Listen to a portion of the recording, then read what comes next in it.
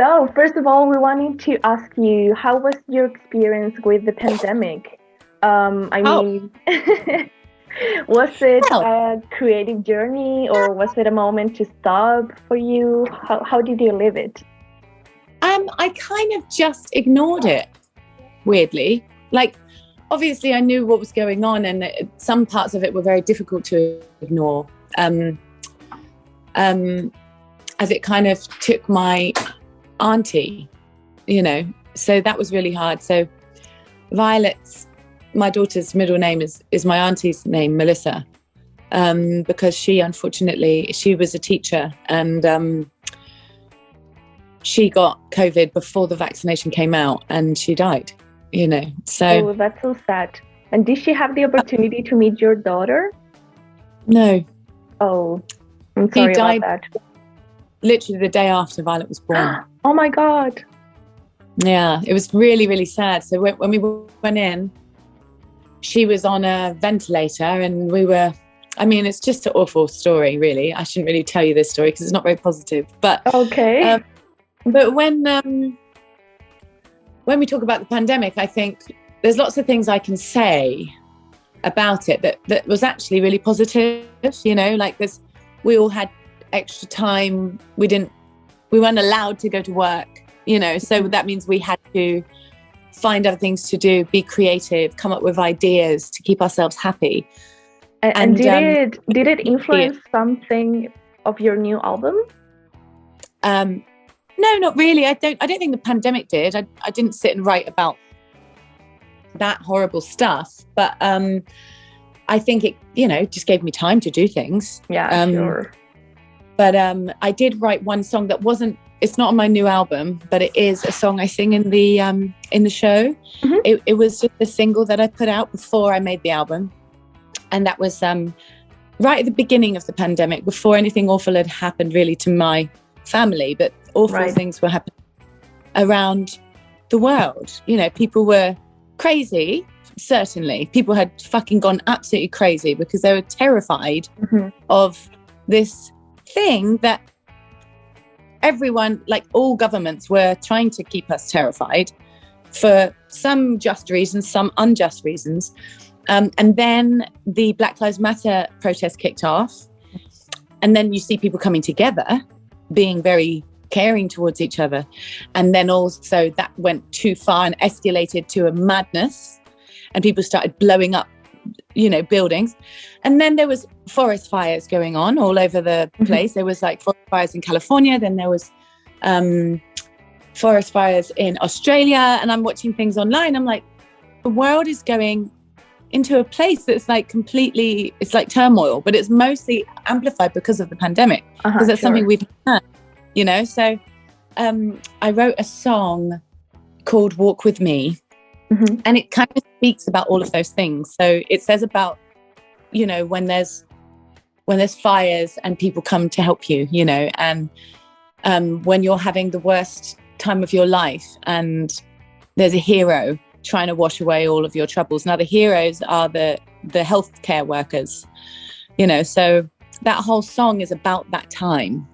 The album, no, but the album is about love and emotions. But that song, I think it's great that you thought about that and you created a song.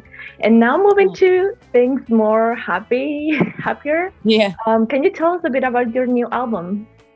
Yeah. So the album, it kind of came about when I was making, I was writing a song or lots of songs for a play.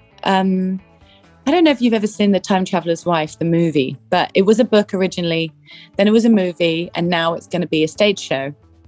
And Dave Stewart and I have been hired to write the songs. Okay. So getting together to write these songs has been crazy because the first time we tried to do it, there was a hurricane and couldn't fly there. And then the second time there was a pandemic. So we had to somehow make our way to the Bahamas where he's living. He decided to stay there. Okay. And we got in just 2 days before they locked down, which was awesome. So we were in there and we were just, coming up with ideas for time travel, which is a crazy thing to write songs about. And I said, I don't know. I was just talking to my friend. You know, I wasn't like, let's make a record. I was just saying, a few years ago, I did some performances with Burt Bacharach in London. And I love those songs. And I'd love to make an album that was like as dramatic as that, and as deliberate as that. Like each line is deliberate and each chord change is like really considered. And all the music I've made for the last 6 records is really very much like it's very free flowing. It's very like jammed. I mean, of course, the words are deliberate because I deliberately say them, but it's more of a chill thing, like funk, R&B, hip hop, reggae, soul. It's very like, fuck it, smoke a spliff and write some songs. It's very chill. But this record, I didn't want to be like that. So I was saying that to Dave, like, I wonder if we can really compose these songs. And he was like, yeah, okay, why don't we do it now? How did it feel to work with Dave? I mean, I've worked with Dave since I was a little girl, so it's like working with my friend. He is my friend. I love him. He's like, nice. That's nice. He's my family. He's more family than anything. So I've known him since I was 17, and I'm 35. So Sure. And how did you meet him? I met him because he was making the soundtrack for the Alfie record with Jude Law. It was like a remake of the Alfie. So he was recording it. I feel like it was in Abbey Road. I think it was. And he had voiced somewhere on something. And he asked if I would come and sing the Alfie, like the title track, Alfie. What's it all about, Alfie? Which is, again, a Burt Bacharach song. Oh. So it all comes back around to that, which is quite interesting. So he asked me to sing that, and I went down there and I sang that one. And then there was 2 more that soundtrack I ended up doing. And I loved it. And he was such a wonderful guy. And I met Mick Jagger that day too, because he was also on that soundtrack. Great. So, yeah, it's lovely. And now talking about your tour, what's the mood for the tour and what emotions do you want to deliver to your audience, the people that are going to be there? Yeah. Do you know what's so funny? It's like, my whole focus at the moment is I just want to make people happy. I think that's kind of my point in life. And if that's my purpose, then I'm good. I kind of feel like I figured it out. So I try to just make people feel happy and feel like alive, and I feel like that's what soul music is for.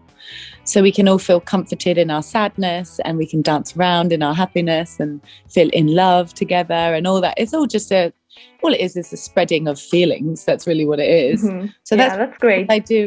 Yeah, it's kind of a nice job to have, hey? So. And what about, do you enjoy coming to South America? You've been to Brazil, Argentina already. So what about that? So I've been to every country in South America, which is exciting, on the world tour. So I got to see so much more of it than I would have ever, because before that I had some gigs, since I was young in Brazil, Argentina, and Chile too. And Chile, yeah, exactly. Those 3 really have been like the kind of hub for my music here, and that has been always amazing. Every time amazing. I don't know why. There's something in the water. Like, people are good vibes, and they just are good vibes. The audience is so like just as passionate as I am, which is hard to find, So it's really cool. They're really into it. And that is a great thing for a performer. But then I started to go to all the other countries, and I was like, this is a special land. It's literally like this in the whole of South America. Like, people are, I don't know what's up with you people. Like, there's something here that makes people like sparkle almost. People are shining. I went to get a Starbucks in the airport the other day in Sao Paulo. They could not have been nicer. I did not speak a word of Portuguese, of course. I try, and they were like so sweet to me. And it's not like they knew me as a singer or anything. They're just so happy and like, oh, don't worry. That's the way it is. You. Yeah. And you're so beautiful. And would you like coffee? And it's like, wow, this is the land of the beautiful people that are just super, super happy and really living life, you know? So do you feel comfortable now being here and with your family? Yeah, I should live here. I think we should move here. No, I need to go home to England. Unfortunately, the rest of my family are at England, but I love it here. I think it's great, and I do feel comfortable. I know people say it's dangerous in South America, but I've never felt under any type of threat, or I've never felt that. Yeah, it depends on the place and many things, exactly. But that's the same thing in New York City at night. That's the same thing in Miami. Yeah. That's the same thing in London. You know, so everywhere you go, where there's any type of poverty, which is pretty much everywhere, there will be dangerous places. So you have to just be careful. But I've never once ever felt any bad vibe in the whole of South America, ever. And I love it. I think it's a great place. Do you speak a little bit of Spanish? Poquito. Poquito? I can say, café con leche, por favor. I can say, espero verte otra vez, papacito. That's good. That makes sense when I say that. Yeah. But it's like coming from a telenovela. What's that? Like a soap opera? Oh, yeah. Like a Latin American soap opera? Yeah. Every time I speak that, I just think of the most dramatic. Yeah. That's kind of the context. Yes. Very sexy. The language is super sexy. Yeah. So everything is like, l'addition, s'il vous plaît. Oh no, French. That's French. I moved on. How do you say, la cuenta, por favor? Yeah. La cuenta, por favor. The bill. I want the bill, please. And do you understand Chilean Spanish? No, I don't understand any of it. I don't understand anything. Chilean Spanish is faster than other Latin American accents. Yeah. Thank you so much for your time, and have a great concert here in Chile. That's it. Thank you. Bye. Bye.